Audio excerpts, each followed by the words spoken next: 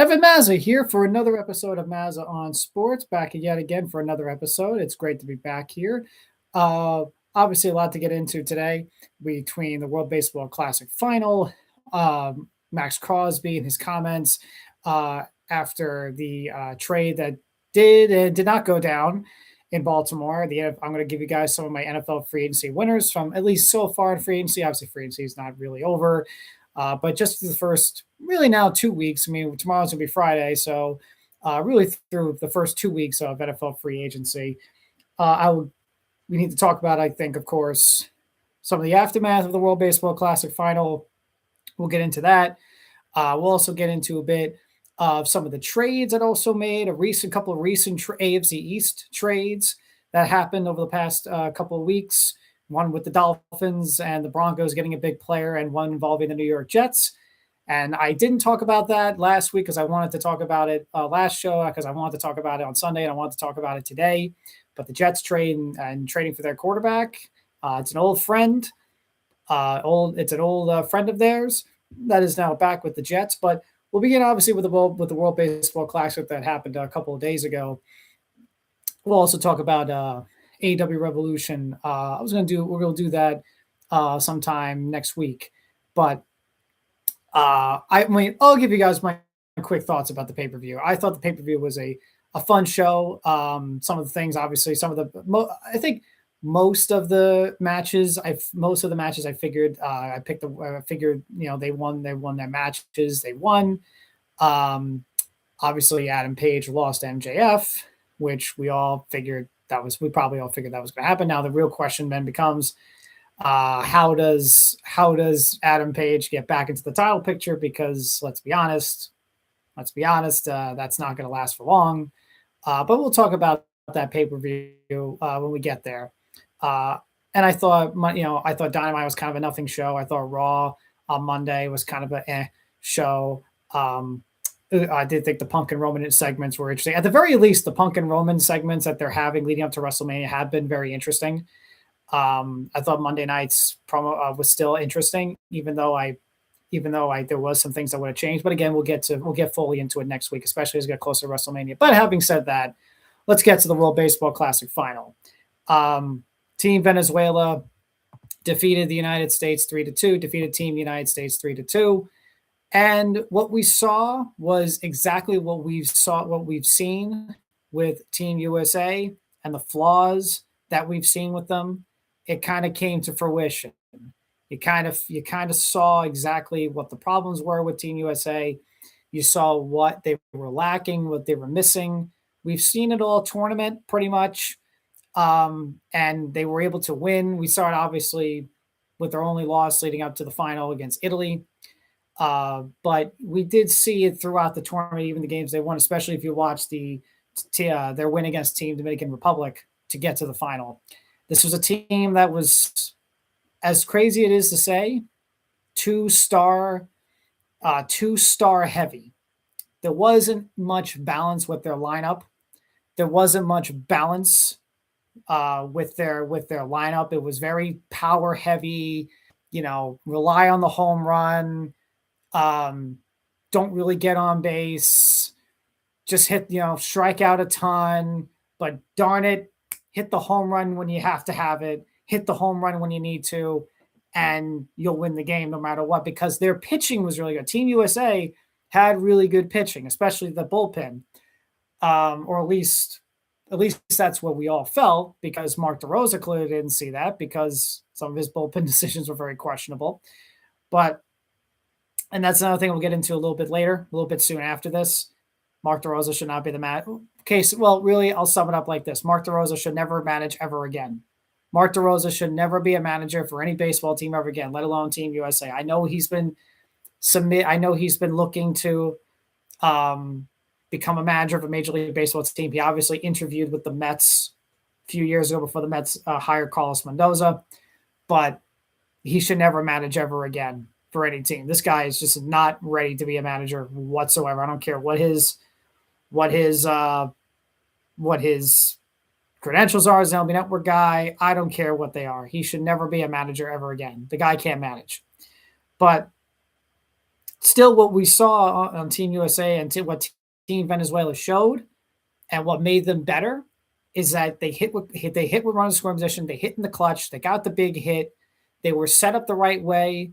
Top heavy guys, the top guys would get on base, steal bases, work walks, set up for the big bopper in the middle. And you saw that with Eugenio Suarez. Even then, got on base, pinch runner, stole a base. Eugenio Suarez comes in.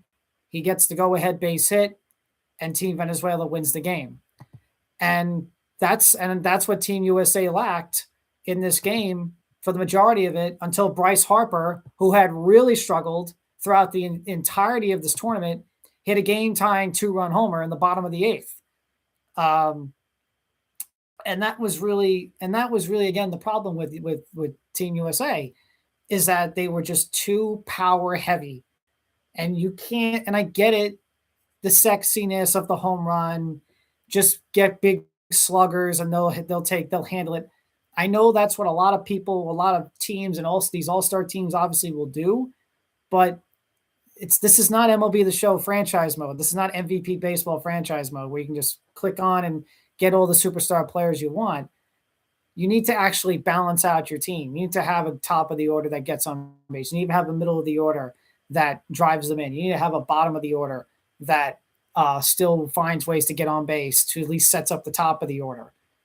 That's how baseball is. That's how baseball always has been, always will be. And pitching always wins. Team Venezuela showed you, again, that pitching wins all the time. Pitching wins. I hope every team in baseball, in Major League Baseball, sees that. Because they always try to get the big power guys and whatever, but you got to pitch to win. Pitching wins. You have to pitch to win, and Venezuela did that. They pitched, and darn it, they pitched real. Eduardo Rodriguez, who, we all thought that was a mismatch. A lot of us thought that was a mismatch. Eduardo Rodriguez against Team USA. Oh my gosh, Team USA should, hit the ball really well against him, but he was great. 4 1/3, 4 strikeouts, a walk. Noah McLean, look, he wasn't bad either. He actually held his own. 4 2/3, 4 hits, 2 earned runs, and 4 strikeouts. He did give up the home run to Abreu, but it's to Wilmer Abreu. But I thought he held his own. I think he made really the 2 mistakes: the home run he allowed, and then there was a wild pitch that set up a sacrifice fly RBI. I did feel like he got a little too sweeper heavy in this game, and that didn't really throw enough of his fastball and sinker that he was really doing really well with. 97, 98, 99 he was throwing. But I think he maybe should have thrown that just a little bit more. But either way, Nolan McLean, I thought, pitched solidly. He pitched well. Certainly a good bounce back outing for him after the Team Italy game where he struggled. But in terms of, if you're the Mets, as I look to turn on TNA Impact here. But I thought Nolan McLean pitched well enough to at least give Team USA a chance. So there's that. And I think if you're a Mets fan, you look at it and you go, okay, he pitched in a big game, again, as big of a game as you can obviously pitch in March. As big of a game you can obviously pitch in March, in a big game atmosphere, a playoff-like atmosphere. The fans are rowdy. The fans are into it. The energy is electric, big atmosphere. And I thought he pitched really well. So if you're a Mets fan, you're obviously happy about that. But I thought he held his own. But again, what you saw was Team USA lacking the big hit, lacking getting on base. You had, like I said, you had Aaron Judge going. We'll talk about Aaron Judge, but he goes 0 for 4 with 3 strikeouts. Bobby Witt doesn't get a hit in this game. Kyle Schwarber strikes out 3 times on himself. Alex Bregman goes 0 for 3. Roman Anthony doesn't get a hit in this game. He also strikes out. The Team USA struck out 10 times in this game. Bryce Terang was one of the only few people who did get a hit. Byron Buxton doesn't get a hit. Pete Armstrong had 2 at-bats. He didn't get a hit. So this was just one of those, again, they were held at bay to the Team Venezuela pitching, whether it was Rodriguez or Bastardo or Jose Buto, who got a huge out, former Met Jose Buto getting a huge out on Aaron Judge. Zerpa gets getting a big out. The only one that did give up the home run was Machado, even though he looked pretty good even before the home run. He gave it to Bryce Harper. Palencia comes in. He's throwing 99 miles an hour, and there's a really good image and shot. There's a really good image of him before he throws that final strikeout to Roman Anthony. There's a tear coming down his eye because he's feeling the emotions of this last strike, this last out for his team to win this championship game. And even with that tear in his eye, he throws a 99 miles an hour pitch or 97, whatever it was, right through Roman Anthony. He swings and misses for strike three, just beats him. That's a heck of a play and a heck of a pitch, and just a pretty cool moment when you watch it. But yeah, Team Venezuela just outplayed Team USA. They outplayed them, and they played baseball well. They play good small ball baseball. Get on base, get the guys on scoring position, let your big bopper like Eugenio Suarez get an RBI double to left center that drives in the run.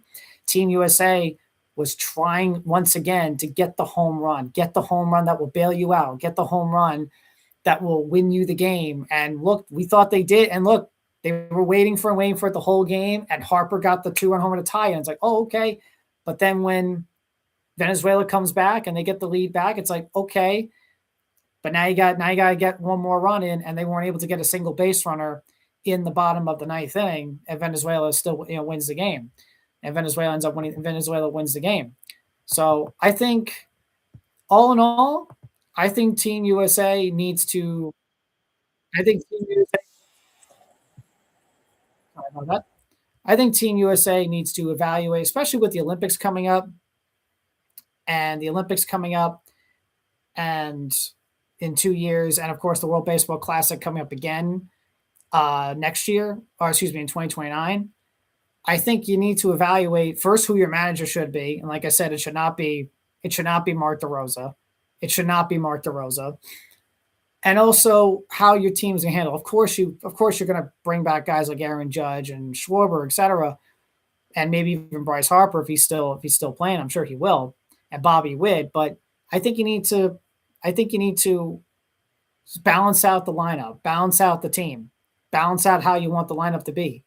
It shouldn't be power for most of the time. You need to have some guys that have more like Bobby Witt at the top of the order, guys that get on base and sets up the big boppers, the big guys that will drive you in, and a lower third of the order that will be more consistent. Byron Buxton's a good player, but he's not as consistent. Maybe even play someone as hot as Gunnar Henderson instead of sitting him on the bench, Mark DeRosa. Kyle Riley, Will Smith, obviously they rotated those positions. Kyle Riley struggled, but he didn't get in at bat in the championship game. This is a guy that had a great year last year, obviously. But Will Smith obviously is a 3-time World Series champion with plenty of big game experiences. So you'll understand why. I think you understand why DeRosa went with him. But even still, Kyle Riley was left off the bench in a 1-run ball game. But I think all in all, Team USA needs to evaluate where they are and who they're gonna field in a couple of years at the Olympics, and who they're gonna field the year after that, and the World Baseball Classic again. Because you can't really run that same team again, because you saw the flaws all tournament. You saw the flaws. You were able to win these games until a team finally pitched their way to beat you and showed you exactly what your flaws were and beat you. And that was Team Venezuela. And good for Team Venezuela. Good for Johan Santana, the pitching coach for the team. Good for Salvador Perez. It went very well. It could have been his last tournament to go out as a champion. You saw the emotion from Eugenio Suarez after the game, what this meant to him and what this meant to the team. They were the better team. They were good. They played baseball the way you really should play baseball. And I think they showed Team USA exactly what they were missing in the finals. Obviously, the big discourse coming out of this game is the man that we mentioned before, Aaron Judge. Aaron Judge is a great baseball player. He is one of the best right-handed hitters we probably have ever seen in the game of baseball. He is a 3-time American League MVP. He is the face of the Yankees. He is one of the two faces. So you're the face of the Yankees, and you're one of the two big faces of all of Major League Baseball, the other one being, of course, Shohei Ohtani. And So a lot comes with that. There's a lot that comes. You're the captain of the Yankees. You're the captain of the Team USA ball club. You're nicknamed Captain America. There's a lot that comes with it. There's a lot that comes with all those expectations, and there's a lot that comes with all of that. And look, it's not easy to carry. Aaron Judge is carrying something that isn't easy. So is Shohei Ohtani. They're carrying something that isn't easy. But it's also because you have raised the standards of greatness that we see every season. So Aaron Judge, unfortunately, unlike Shohei Ohtani, has been a player who in these big games and postseason games and games like this, if again, this is as big of a postseason game as you'll get in March, but obviously from what we've seen and what we heard from these players, from every player that's in this tournament, some of them, and that includes Aaron Judge, think this environment and the atmosphere of the World Baseball Classic is bigger than the World Series. So they are taking this as a huge tournament to win, as a big game to win, a championship to win, even though it is before the season. Aaron Judge felt that way too. So once again, unfortunately, in his playoff career or big game career, he struggled. Like I said, last night, 0 for 3 or 1 for 4, 0 for 4, 3 strikeouts. There was a big spot in the game with a man in scoring position. Team USA was looking to get on the board. This is late in the game. I think this is about the 6th or the 7th inning. And Aaron Judge grounded out, and he struck out. And I think that was against Jose Budo, and he struck out the other 3 times. And that immediately starts the discourse of Judge not being a big game player. And look, that's obviously been well documented. Aside from last year's postseason, where he was really good. Last year's postseason, he batted .500.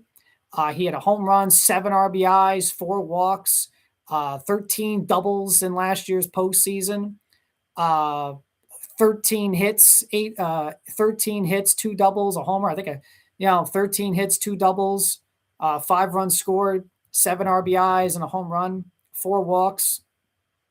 Batted .500, 581 OBP, 692 slugging, 1.273 OPS. He was great last year in the postseason. He was fantastic. So I thought because of his postseason last year that he was going to use that to carry on to future big games, whether it was the World Baseball Classic and into possibly even the postseason this year for the Yankees. Now, obviously, that could still happen. He could still follow up that postseason last year and have a great postseason this year and totally, we all forget about the World Baseball Classic performance. But I thought you would see at least a follow-up, at least maybe to start in this tournament. And unfortunately, after the pool rounds, not very good. In the elimination games, he was 2 for 11 with 6 strikeouts. And like I said, he struck out 3 times in the final game. So good. So again, it's kind of like, it's kind of like, the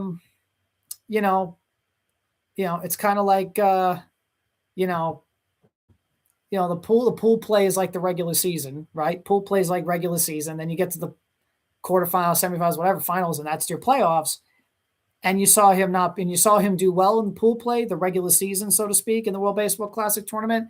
And then you saw him struggle in the big game, in the biggest game, in the biggest games of the finals, in the biggest games of the tournament, and you just sit there to wonder and you go, there you go again. He struggled again in the postseason. And overall in the postseason, he's batted .236 with 91 strikeouts. Obviously, in the other postseason games, he's batted a .188 in 2017.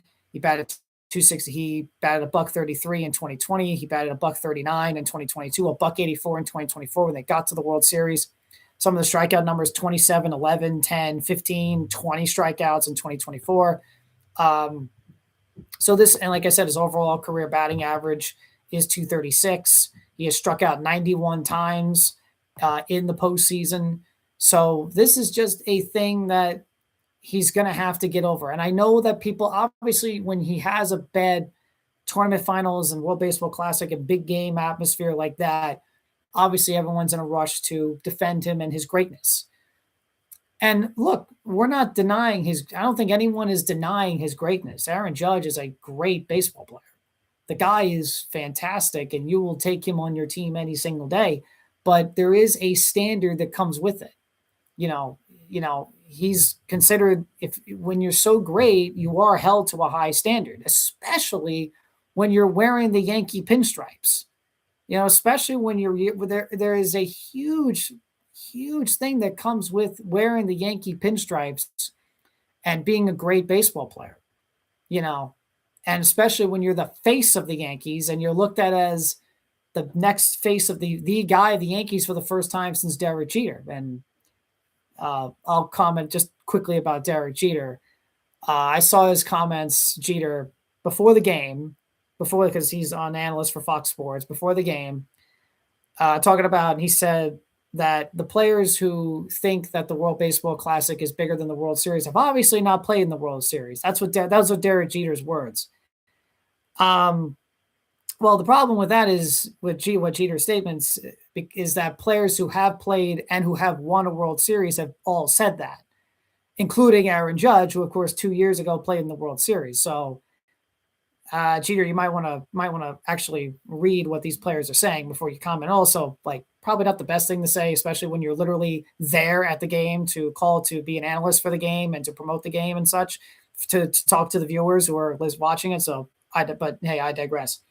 But Judge has got that sting on his back where he's the face of the Yankees, and he's one of the big faces of all Major League Baseball. And he's hyped up as the greatest right-handed hitter for at least a lot of people, the greatest right-handed hitter we've ever seen. And trust me, that's certainly high praise considering Willie Mays and Hank Aaron and such, and Joe DiMaggio and such, of the greatest right-handed hitters we've ever seen in the history of baseball, especially Hank Aaron and Willie Mays. That's a huge thing to put on his shoulders to say he's the greatest right-handed hitter we've ever seen. But with all that hype and with all that he has, that does up the ante of being a clutch player in big games. You have to be, especially when you are a Yankee player, especially when you're the face of the Yankees, and especially when you go into Team USA in this World Baseball Classic final and you're considered Captain America and you're considered the face of Team USA baseball, etc. You have to come up clutch. You have to play well. So there's no problem with holding him. There's nothing really that you're just holding him to a higher standard where he has to play well. This is a guy who is entering his 10th MLB season, which is crazy to think that he's already 10 years into this thing. And he has no World Series rings, despite his greatness and despite the Yankees still being really, really, really, really, really good, other than 2023 when they missed the playoffs. But they have yet to have a losing season, obviously, since 1992, 93 was the last time they had a losing season. He's won 3 MVPs, 3, not 1, not 2, 3 MVPs that Aaron Judge has won. So, yeah, when you have all that stuff, you're held to a higher standard. Appreciate the love. You're held to that high standard, and it's the same thing with, I'm a Ravens fan. Same thing with Lamar Jackson. He takes a lot, when he doesn't play well in big games, yeah, he takes criticism. And it's because he's held to such a higher standard because he's a 2-time MVP. Same thing with Josh Allen, who, the Bills court, same thing with Josh Allen. I know these other great. Well, LeBron James, my gosh, LeBron James. Look at Peyton Manning for all those years before he won the Super Bowl. Look at Hendrick. I'm here in New York. Hendrick Lundqvist for all those years when he was the goalie for the Rangers. Unfortunately, never held the Stanley Cup. Great players. A lot of players are held to high standards to win championships, especially big games. Right, from good to great players. Guys like Aaron Judge are certainly held to that standard where they have to play well in these big games to show how great they are. And it's because of their greatness that we expect them to be really good in the postseason or in big games. It's because of their greatness that we expect them to be better. I don't think it's unfair criticism, so to speak. It's just we expect better. And especially when he's held in the conversation of Shohei Ohtani And Shohei Ohtani is a multiple MVP. He's won MVPs in the American and National League. And he is a 2-time World Series champion. Now, yes, you may say, well, he went to the Dodgers to get it. Fair. But he's also been really good and a big reason why the Dodgers have won those World Series, whether it's in the plate or on the mound.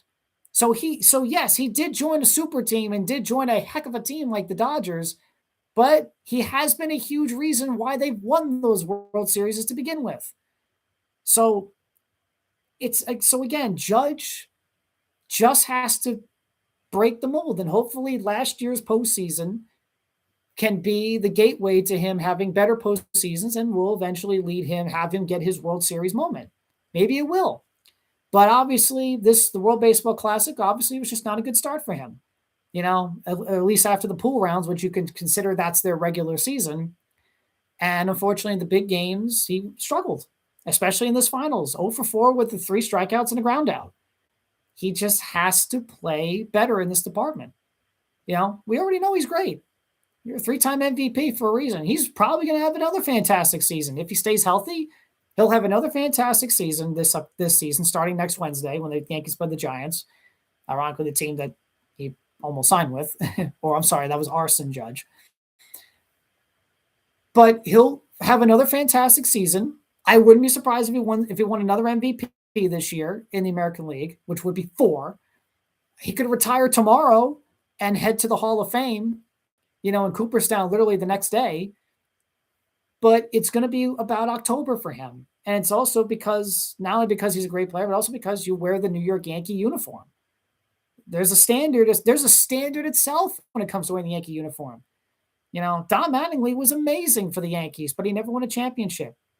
And again, is it all their fault? Is it all Mattingly's fault that they didn't win? No. He had a meddling owner who meddled in too much, who ended up getting suspended. And it took him getting suspended by Major League Baseball for the Yankees to actually, draft and develop talent, thanks to Gene Stick Michael. And that led to Jeter, Bernie Williams, Jorge Posada, and Pettit, and then eventually led to the championships that they won. But unfortunately, Mattingly was not there to see it because he retired at the end of 95 due to injury. But he had a meddling owner who was meddling too much with the team, too many managers, too many player personnel changes and big free agent signings and stuff like that. That unfortunately, the owner couldn't stop feuding with other players. Like George Steinbrenner was feuding with guys like Dave Winfield. So Mattingly was in a complete basket case while he was being great with the Yankees. So it wasn't all his fault. And it's not all Aaron Judge's fault either, because the Yankees have not always been there. Like last year, he was great in the postseason, but guys like Cody Bellinger and Jazz Chisholm and other guys didn't step up. They didn't step up. But Aaron Judge does have to play his part. He does have to play his part, especially when you are a great baseball player. We hold you in such high regard, and we think you're one of the best players in the history of the game, and you're a 3-time MVP. We do hold you to that, they're going to hold you to that high ceiling. And, struggling in big games like the World Baseball Classic doesn't help you. Struggled again in big game atmosphere, in a big game environment. And his overall .236 batting average in the postseason is not ideal. Is not ideal. So he just has to play. He just has to play better in these type of games. That's all. I think that's all. And I think he can. I've said the same thing about guys like Lamar Jackson. I think they can. They just have to prove it. They just have to show it. They just have to prove it. And they just have to show it. So, speaking of the Baltimore Ravens, what a segue. Speaking of the Baltimore Ravens, Maxx Crosby spoke. Maxx Crosby, a few days ago on his podcast, spoke up about pretty much everything. At least this is his words, everything of his experience on the day he went to Baltimore and Owings Mills to get his physical. And the Ravens told him they were backing out of the trade. So this is from Ryan McFadden, who covers the Raiders for ESPN. He put a whole tweet in one tweet. He put out everything, essentially what Maxx Crosby said and commented about it. So the Ravens, this is from Ryan McFadden's Twitter about what Maxx Crosby said. So Crosby says the Ravens, Ryan McFadden. So this is what Maxx Crosby said. The Ravens flew him to DC on Monday. Then he had to drive to Baltimore. Now that's obviously been, a lot of people who live in the Baltimore area kind of like dispute that, be like, well, the drive, yeah, that's from DC to Baltimore, sure, you're gonna have to drive there. And I've been to Baltimore. I've been to Baltimore about 7 or so times, obviously for games and just going there for trips and such. And but they flew him to DC on Monday, and he had to drive. Then he had to drive to Baltimore. He did not meet with Jesse Minter and Eric DeCosta until the end of the day after he had his physical and MRI. He said, quote, "I didn't see Eric DeCosta for 5 hours." He also said the energy was off when he finally met Jesse Minter and Eric DeCosta, who informed him that one of the doctors had concerns with his knee and was going to get more opinions. Now, we've seen that report that about the Ravens had about 4 or 5 doctors, and apparently a Dallas Cowboy doctor was the one that kind of told the Ravens, maybe you should really reconsider this. Crosby said the energy was off when he finally met Minter and EDC, who informed him that one of the doctors had concerns with his knee and was going to get more opinions. When Crosby went back to the hotel, this is the one that gets, so these are the next one gets me. But when Crosby went back to the hotel, his agents told him that they think Baltimore will back out of the deal. Now, the next one is where I think things kind of get a little interesting. A member from the Ravens called Crosby and said they were going to get the deal done. However, 5 minutes later, Crosby receives a call from his agent saying Baltimore had backed out of the deal. Crosby finishes up, or at least from this tweet from Ryan McFadden, about this is all from Maxx Crosby's podcast or his show. Crosby says, "No one will ever admit what the real truth is. Ultimately, it doesn't matter. I am where I'm supposed to be." Of course, him being where the Las Vegas Raiders. So my takeaways from this is this. If Maxx Crosby is telling the truth, which honestly he has no reason to lie. I mean, he was all set. He was all set to become a Baltimore Raven. And he had just had his surgery. He thought he was ready. He thought he was going to Baltimore. He did a whole thing the other day where he's like, "Flock Nation, let's go," whatever. I mean, I don't think he has a reason. I don't think he would lie about this because it seemed like he was ready to become a Baltimore Raven. But so my take, so if he is telling the truth, it certainly doesn't paint the Ravens in a good light here. Now, I'll leave the driving from DC to Baltimore thing for residents there. Obviously, people have come out and said, well, yeah, he had to drive there. And again, I've been to Baltimore plenty of times. Awesome. And the stadium, M&T Bank Stadium, is, I think, the best football environment you could ever see. It's in around the NFL. It's amazing. But obviously, people who live there said, like, yes, he had to drive there from DC to Baltimore. But here's where I do think the Ravens don't look particularly good here. Crosby saying he didn't meet with Jesse Minter and Eric DeCosta until the end of the day after he had the physical and the MRI. That tells me right away that the Ravens were hesitant on this in the first place. That tells me right away they were sort of like, usually when a player comes in for his physical, and the players, the coaches and the GMs, they're all right there. They're all right there to greet them. How you doing? Good to have. We're happy to have you. Here's the so-and-so. They're gonna leave you to do so. If you're physical, so-and-so, we'll get the deal done. Like teams do that. They don't, for the Ravens and Minter and DeCosta to not see him or not meet with him until after the physical. That's when you know that the Ravens probably felt that, that's when maybe you felt that, like, maybe the Ravens aren't really comfortable with this. And you can see where Crosby is kind of coming from, where he says things felt a bit off. So I do think the Ravens, again, that's not really ideal to not meet with the guy until after his physical. He does finally meet with EDC and Minter, DeCosta and Minter, who informed him that one of the doctors had concerns with the knee and was going to get more opinions. When Crosby went back to the hotel, his agents told him that they think Baltimore will back out of the deal. And then here we go. Here's the other one that I kind of scratch my head and go, what? When he says that a member from the Ravens called him up and said they were going to get the deal done, and then 5 minutes later, Crosby received a call from his agent saying Baltimore had backed out of the deal. So the Ravens called him and said they were going to get the deal done, only for Crosby's agent to receive a call, or only to notify the agent, who then calls Crosby saying that the Ravens backed out of the deal. Again, that tells me again that the Ravens could have, I said last time on the show, the Ravens could have passed him. I said on the last episode, the Ravens could have passed him. They could have passed him. But I think it was just the long-term thing of the knee injury.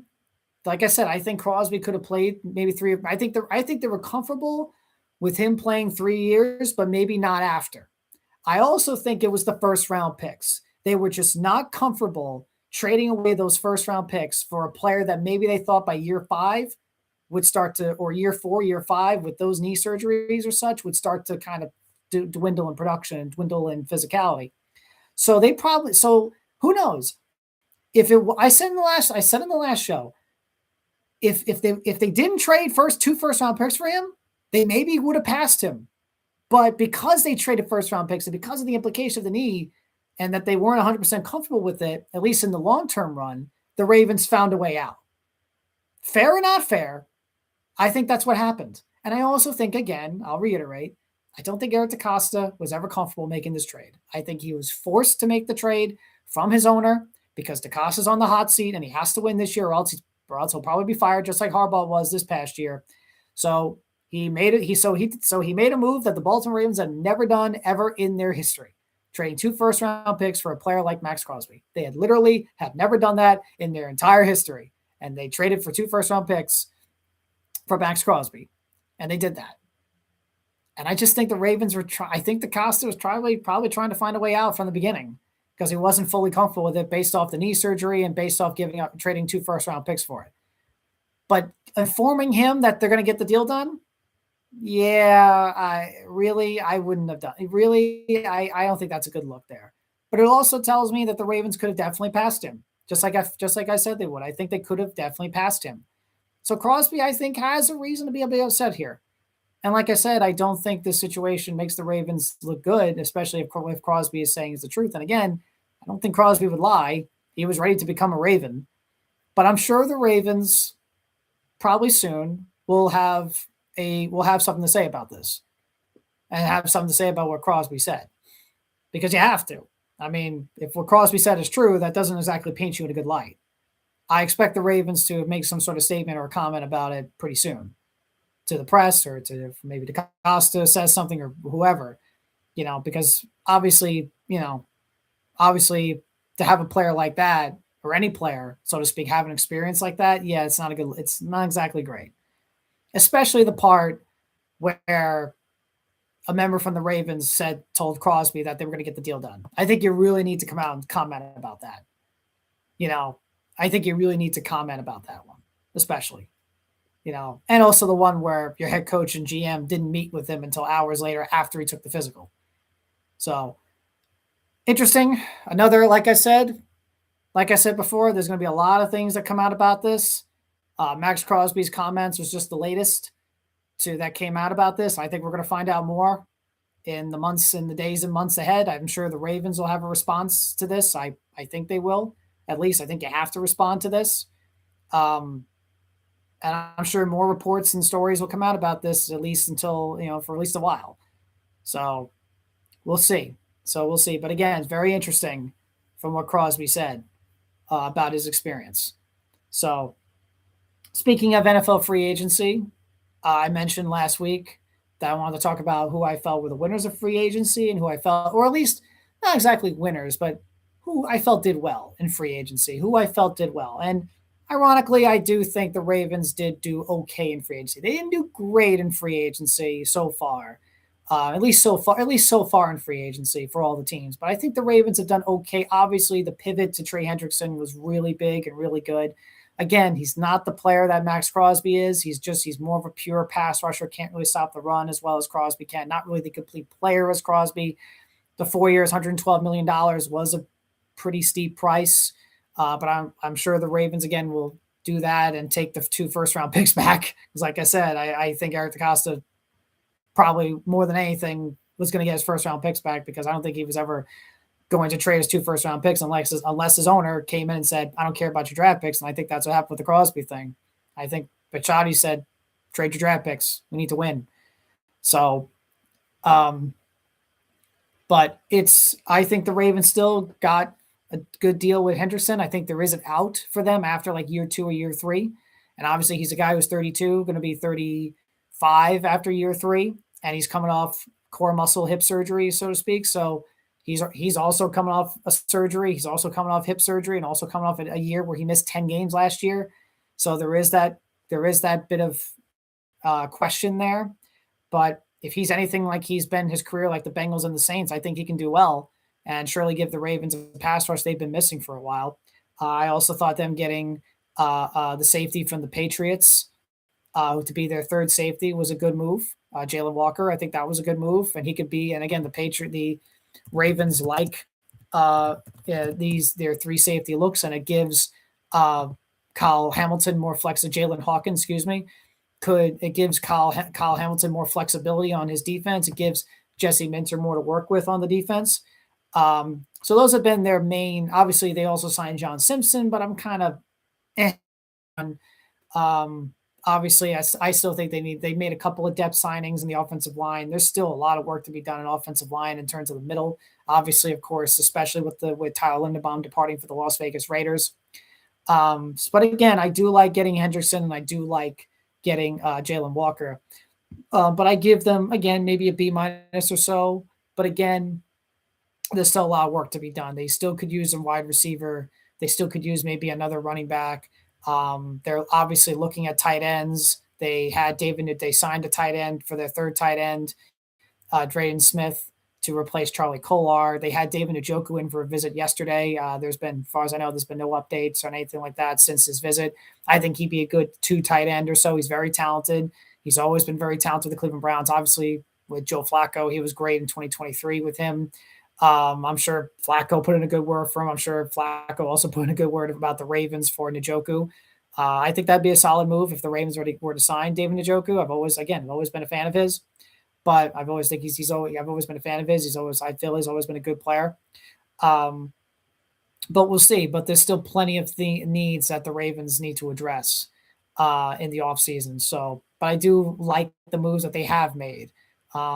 And I understand the signings at offensive line. Obviously, this isn't particularly strong middle of the offensive line free agency, unless it was Tyler Linderbaum. But they went and signed John Simpson. There's familiarity. Again, I'm on that one, but John Simpson has familiarity with the Ravens, had success with the Ravens. Obviously, there is a new offensive coordinator there compared to what he had when he was there. But there's familiarity there. They signed a couple of other guys for depth and competition. So they're going to have to figure that out as the season goes. They're going to have to figure that out as the offseason goes along. So, but we'll see what else they do. I do like what the Jets have done, barring one move, and we'll talk about that in a second. Trading from look, the Jets, they may not have a strong offensive season, but Aaron Glenn is calling the defense this year. And they got to play good defense, especially you can't play the defense you played last year. That was terrible. And Aaron Glenn is calling the defense this year. So what have they done? Let's improve the defense. Let's trade for, and let's get good, smart veteran leaders on defense. Let's get good, smart veteran leaders on defense. And they go out and they trade for Minkah Fitzpatrick, who, again, he may not be prime Minkah anymore, just like he was a few years ago with the Dolphins or even his first couple of years with the Steelers. But he's still a good veteran leader that you can add in that safety room. The Jets need safeties in the worst way because they had nothing from the safety position last year. They get back Demario Davis, who has grown into a leader, who grew into a leader with the Saints. And I think you see exactly what Rex Ryan said. Rex Ryan, when the Jets first drafted him, you see it with New Orleans. When the Jets first drafted him, Rex Ryan compared him to Ray Lewis with his leadership, passion for the game, love of the game, motivation, and getting the team, ready to play, motivation and leadership. You saw it with this. You saw what Rex Ryan was talking about when he made that comparison to Demario Davis made that comparison of Demario Davis to Ray Lewis. When he made that comparison to Demario about when he made that comparison comparing Demario to Ray, play, leadership, etc. You see it. Passion for the game, motivation. You see it. And I think it was big for the Jets to get a player like that in the middle of the field, at middle linebacker. It was big for the Jets to get a player like that. And Demario Davis, again, he's older. Obviously, he's 36 or so, I think Demario Davis is. But it was good for the Jets to get a player like that. So you get two players like that on your defense that, yes, are older veterans. Yes, are older veterans, but they can stabilize you. But they can hold the defense together. They can hold players accountable. They can get the calls in, and still at least give you good play on defense. So I thought those are good, smart moves to get Minkah and to get Demario Davis. They get Joseph Asai from the Cincinnati Bengals. They beef up their defensive line with David Anamata and Kingsley Anibare, and they also get Dane Belton and Nashawn Wright. Nashawn Wright was an interesting move because Nashawn Wright was a guy that got turnovers for the Chicago Bears last year, and he's also a guy. And if you know the Jets, if you watched the Jet defense last year, especially when it came to interceptions, they could not get a single freaking turnover at all. And they literally went an entire season with no interception. Nashawn Wright got 5 picks last year. So go get a player like that can get turnovers, and especially in the secondary. So, they signed Cade York as their kicker, which that is disappointing. I would like to see them get Nick Folk back. So, but I do think the Jets did well so far to at least improve your defense. They did they did add to the offense with Dylan Parham from the Raiders. Again, an average signing, again, kind of like what the Ravens did with John Simpson, but certainly you need to find somebody to at least man some of the middle of that offensive line. And then, of course, the Jets need a quarterback. And they went and traded for Geno Smith. And they've reunited with him. They traded, I believe, a 6th or 7th round pick for him. And they actually got that pick back, essentially. They got back into that round by trading Justin Fields to the Kansas City Chiefs for a 7th round, about a 6th or 7th round pick. So they actually got the pick they got back. They actually got back into the round that they used to get Geno Smith, and they got back in it with the trade for Justin Fields, which was pretty interesting. But at the end of the day, they traded for Geno Smith. And for all intents and purposes, according to guys like Connor Hughes of SNY, he will be the starting quarterback for the New York Jets next season. And I don't know. It's just not. That's not the trade. That's not the move I would have done. Geno's coming off a rough season with the Las Vegas Raiders. And again, not all his fault. The Raiders were a mess last season, but I just don't think going back to the Geno Smith was the correct move for the Jets. And look, the Jets are not going to win a lot of games next season, and obviously that probably might not mean well for Aaron Glenn, his future of the job. But they obviously need somebody to at least man the center and give them hopefully some sort of decent quarterback play.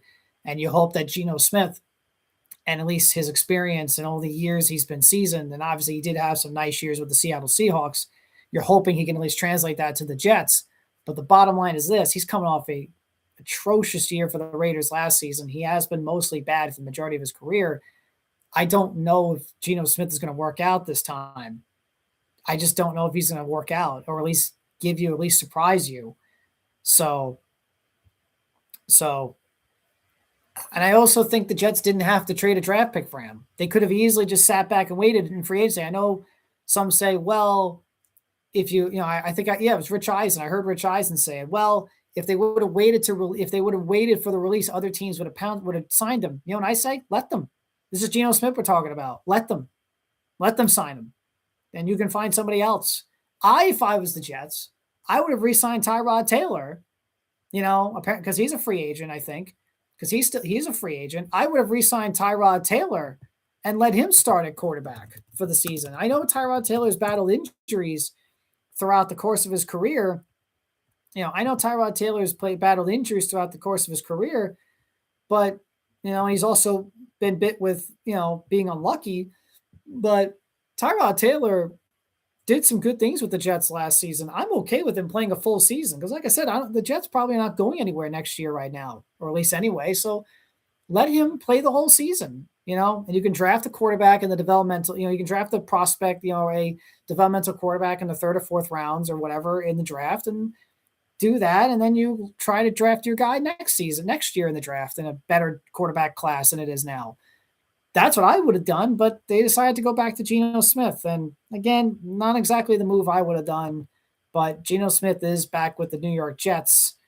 And Breece Hall obviously is retained for now. He's on the 1-year franchise tag, but we'll see how long that goes. The New York Giants, I think, have did well in free agency, signing guys like Isaiah Likely. Obviously, John Harbaugh bringing in some of his guys from Baltimore to the Giants, guys like Isaiah Likely, even re-signing Jermaine Luminar, who obviously he was with the Baltimore Ravens. Star Screen was drafted by John Harbaugh, Ozzie Newsome, and the Ravens. Bringing in Jordan Stout, who had a very good season last year for the Ravens as the punter. And also bringing in Darius Washington, who has been hurt, but when he's healthy, he's a pretty solid man in the secondary. Made some big plays for the Ravens in 2024. And then brought in Pat Ricard. And that move I really like for the Giants, because the Giants have been built. The Giants are built, when they win by being physical and running the football well and pounding the rock. The Giants have someone like Cam Scatterbo on their roster, so why don't you bring in a big fullback like Pat Ricard to make some lanes for him? So I love that move for the Giants. I think getting in Tremaine Edmonds was a solid pickup. Greg Newsome, again, solid pickup. I do like some of the receiver signings like Darnell Mooney, Calvin Austin, and then getting someone like Jason Saunders. They brought back Jason Pinnock, who I know the Giants organization likes. So I like what the Giants have done. I think they still need to be better at offensive line. They re-signed Jermaine Lamar, great, but haven't really made much improvements in the middle of the offensive line. They brought back Evan Neal, which I know that sparked a lot of debate about that. I think they still need to find they brought in Mooney and they brought in Calvin Austin, which are solid three or four options at receiver. Darnell Mooney is a pretty solid player, especially, but they still need to find that number 2 receiver to go along with a returning Malik Neighbors off the ACL injury. Now, then again, they have the 5th or 6th overall pick in the draft. They have the 6th overall pick in the draft. You're going to have a guy to pick, if he's there, especially a wide receiver. But I do like what the Giants have done so far. They brought back Micah McFadden, which I thought was a good one. The Buffalo Bills, I think, have had a decent. I think the Buffalo Bills, some have questioned their decision making, obviously, but I think right now they're better than they have been. I think right now they're better now than they were a year ago. They went and traded for DJ Moore. They had to get a big receiver. They had to get someone like DJ Moore, a big playmaker to help out Josh Allen, and they got that with DJ Moore. I think he and Josh Allen could really do some good things. They needed a pass rusher. They went and got Bradley Chubb, who's coming off a really good 8.5 sack season last year, and he's going to be a full year off from the injury he had that cost him all of 2024. They went and got C.J. Gardner-Johnson, good, a solid safety. D. Alford, solid corner to improve the secondary again. So they retained someone like Dawson Knox. So big year for the Buffalo Bills. Big year to try that. They got to win. They're in the same spot the Ravens are. They fired their head coach after years, who won a lot, but couldn't win the Super Bowl with the big franchise quarterback that they have. They got to win now. So they went and made some pretty big moves like getting Bradley Chubb and getting DJ Moore. The Carolina Panthers, I think they did well, went and signed Jalen Phillips and went and signed Devin Lloyd, and they went and signed Rasheed Walker. So again, the Panthers are interesting, but again, I like them getting someone like Jalen Phillips to improve that pass rush, improve that. That defense is already really good, the Panthers. They got themselves a really good defense, the Carolina Panthers do. So getting someone like Jalen Phillips I think makes it better. The Los Angeles Chargers needed to improve their offensive line. They wouldn't get Cole Strange. They wouldn't get Tyler Biadasz. They improved their running game with Charlie Kolar. They go get Keaton Mitchell, who I think if Mitchell stays healthy, I think he can do some good things for the Chargers. I'm sure Jim Harbaugh and the Chargers offense will find a good way to use him in that offense, in their offense. So again, I like what the Chargers have done. They also brought back Khalil Mack and brought back guys like Denzel Perriman. So they keep some of those players intact.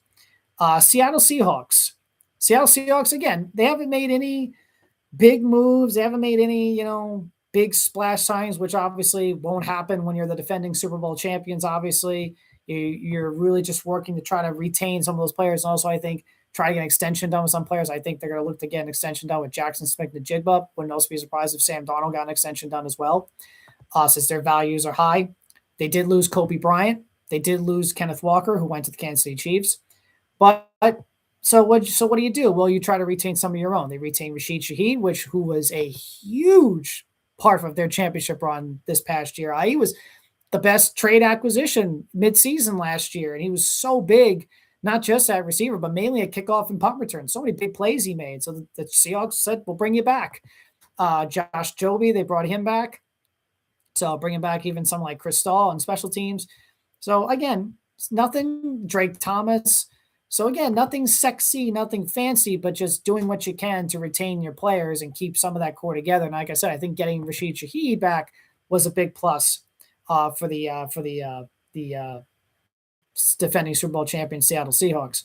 The New England Patriots, they've had themselves a solid free agency. They get AVT, Elijah Vera Tucker. Again, the injuries have bit him. If he's healthy, though, he's really good. But the injuries have bit him, so there is a bit of a risk they're taking there. There's a downside. There's a question there. But when he's healthy, he's good. Romeo Doubs, who I'm surprised the Packers let go, but he signs with the Patriots, and he's a good receiver option for Drake May. They did release Stephon Diggs, but obviously who knows if Stephon Diggs might even play next season, or who knows what the suspension for him might look like when that's handed out. They get Jermell Jones, who I thought had a good year last year for both the Titans and the Ravens to improve their pass rush. They sign fullback Reggie Gillian to a 3-year deal. They went and go get a solid veteran safety in Kevin Byard, who was a ball hawk, still a ball hawk even. And, some might disagree with this, but I actually like what the Kansas City Chiefs did. The Kansas City Chiefs, they are a team that is certainly a team that's now, for the first time in a long time, you're kind of not really sure what you're going to get at the Kansas City Chiefs next season. They're coming off, obviously, the tough year they had this past season. But they traded Trent McDuffie and got a first-round pick. They now have 2 first-round picks for in the draft. They have 2 first-round picks for him. They have 2 first-round picks now. They went and signed Kenneth Walker. They needed a running game. They went and signed him. They brought in Elijah Gilman, who did really well for the Ravens, I felt, last year, and the Chargers. They're going to bring back Travis Kelce, which I still think he can at least give you something. And Pat Mahomes loves him, and Mahomes will continue that chemistry with him once he comes back. I think the Chiefs are going to really focus this year on the draft, and they're really going to focus on developing their players and developing their next crop of players in the next phase of the Pat Mahomes era. I think you're going to see the Chiefs. I think the Chiefs could bounce back next season, and I think you're going to see them start this offseason to develop the next phase of the Pat Mahomes era. The first phase of the Mahomes era might be done, and it was incredibly, incredibly successful. But obviously, 5 Super Bowls, 3 Super Bowl championships, 5 Super Bowl appearances, 3 championships, 3 Super Bowl championships. I think now they're going to look to see what the next set of years looks like with Mahomes, especially now with him coming off an injury. But I do like what they've done. They traded for Trent McDuffie. They get first-round picks for him. And now they have 2 first-round picks now in this draft. And I think that will help them with improving the team from the future, and like I said, beginning the next series of years with Pat Mahomes that they're going to have with him. Yeah, they have the 9th overall pick in the draft, and they have the Los Angeles Rams' 29th pick. So they have the 29th pick from the Rams, and they have the 9th pick of their own. So I think that will help them to improve the team, look for receiver, look at defense, offensive line, etc. So those are the teams I think that have come off looking that I think have done okay so far in free agency, at least the teams that I think have done well.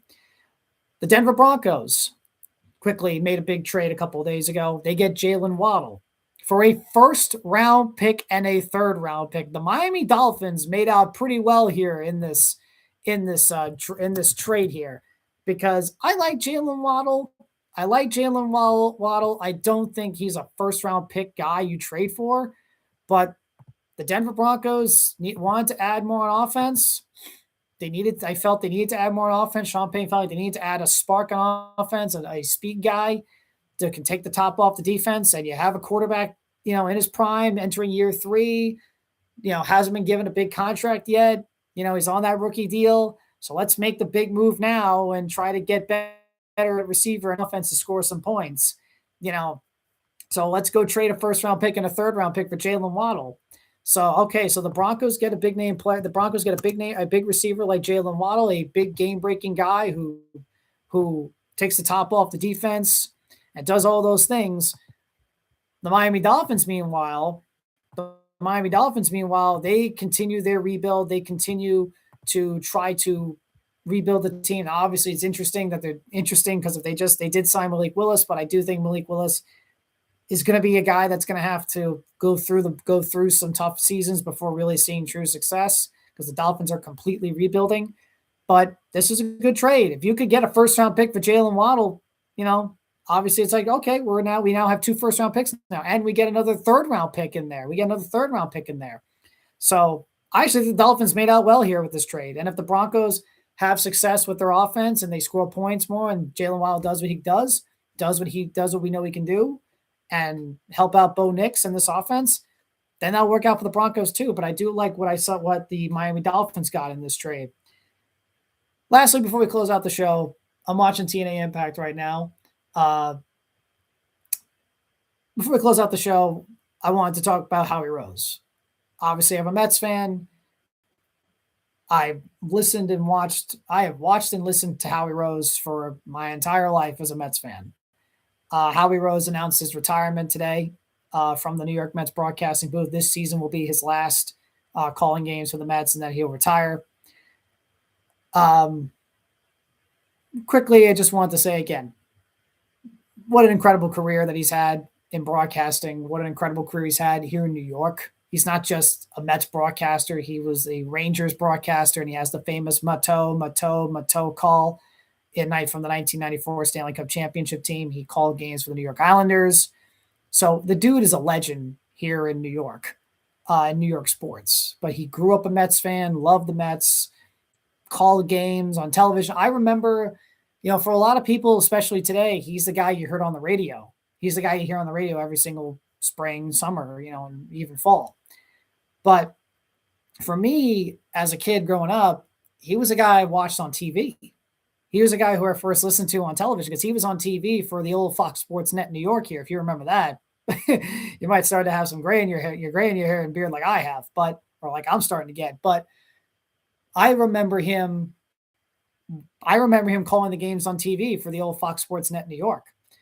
And he made the transition fully to the radio, where he really made a name for himself as the radio broadcaster there and being, really the full-time radio guy after Bob Murphy retired, and Gary Cohen, who eventually moved to the TV broadcast booth for SNY when SNY went on the air. So, I listened to Gary Cohen and Bob Murphy on the radio, and I watched Howie Rose on TV. And Howie's been there calling Met games has been the soundtrack of Mets baseball for me for my whole life. And now he gets to go, and I think it's great that he gets to retire on his own terms. He's still got it. He may be 72, but he's still one of the best in the business. He's still got it. I can listen to him and enjoy listening to his broadcast every single game and every single baseball season. But hey, but he's 72 and he wants to retire now while he's still got it. He doesn't want to. He even said today in a presser that he doesn't want to be told by somebody, hey, this guy used to be good, or why are you still doing this? You don't. He wants to go out still doing well with this, like you say, with this fastball. And I think he's doing that. And then, like I said, he's 72 years old. You want to spend time with your kids. You want to spend time with your kids, your wife, your grandkids. Your great grandkids. If I don't know if he has great grandkids or not, but I'm sure maybe one day he will. If he doesn't, maybe one day he will. So you want to enjoy your retirement, And we knew this was coming. If you were a Met fan and followed the Mets and followed this, you knew that Howie had taken less time. He wasn't going on the road anymore. Keith Rad was called up a few years ago. He used to call Brooklyn Cyclones games before being called up to the Mets and calling their games on the radio with Howie. So you knew this. So this was coming, but it still stings to see, especially as a longtime Mets fan like me and others who have been, whether you've listened to Howie forever, or you listen to Howie for as long as I have, or listen to Howie for, say, the last 20 or so years, or even just start listening to Howie now. He's been the voice of Mets baseball, and he's been the voice of the spring and the summer, and even sometimes the fall when you listen to or watch the Mets baseball. So he's had an incredible career. I'm happy he gets to go out, and I'm happy he deserves this retirement. He's earned it. He's earned this retirement, I should say. He's earned it. And he leaves a lot of happy memories and a lot of great memories for a lot of Mets fans and the Mets players and the Mets organization. My favorite call, obviously, with his retirement, you wonder what his favorite call is, and obviously a lot of people will mention the Pete Alonso home run from 2 years ago, or even the grand slam that Lindor hit, or his no hitter for Howie or for Yohan Santana. My favorite call of him is actually not on the radio; it's on TV. When he called games for Fox Sports Net, and it was September 21st, 2001, when he called the Mike Piazza home run in the first sporting event game since 10 days after 9/11, since 9/11. And his call with Piazza's home run was incredible. And it gives me, after Howie Rose announced his retirement, I immediately went back and watched it back, and I got goosebumps all over again, listening to it and listening to his call. So that's my personal favorite call of Howie Rose's career, at least for the Mets. I mean, for some of you, it might be something else. It might be the Alonso. If you're a Rangers fan who loves the Rangers, it's probably Matteau. So, but that's just the impact that Howie Rose had calling games here in New York. He's a legend here, and he's earned his retirement. He deserves this. He deserves it, and he's earned it, and he's had a legendary career. And I hope the Mets give him a great season for him. The Mets season begins next Thursday on opening day against the Pittsburgh Pirates.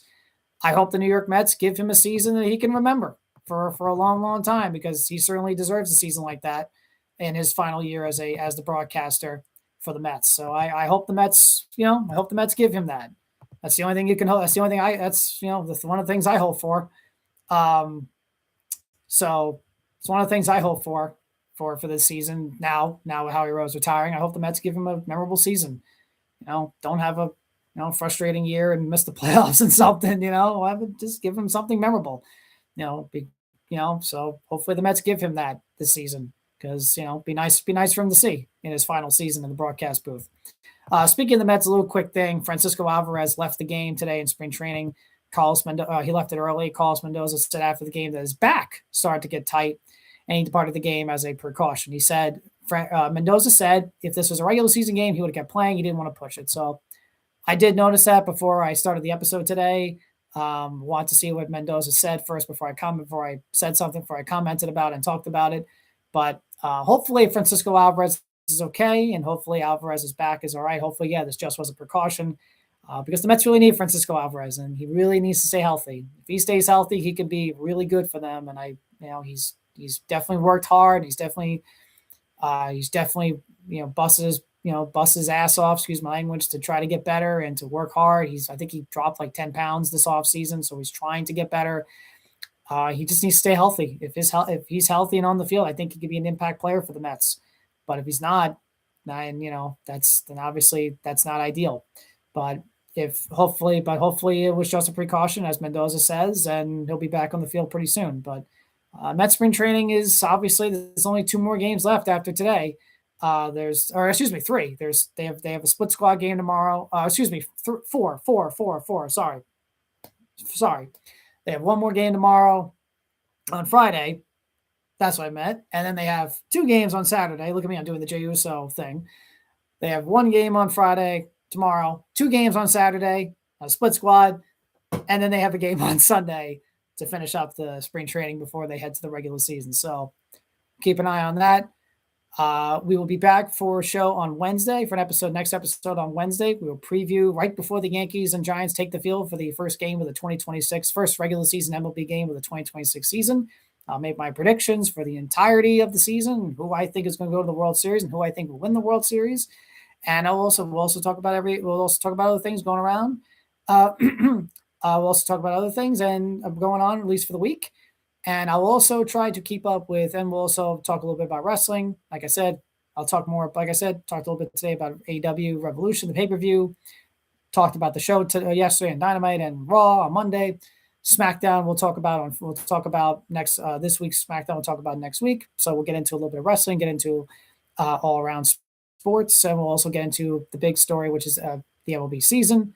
And of course, we'll talk about March Madness currently going on right now in the St. John's and St. John's Red Storm. Keep up with them. We'll talk about March Madness, and we'll preview all of MLB, and I'll give you guys my World Series picks. So that being said, thank you guys so much for tuning and listening. I greatly appreciate it. Give this video a like, share, and subscribe. I will see you guys next Wednesday. Have yourselves a great night, and please take care.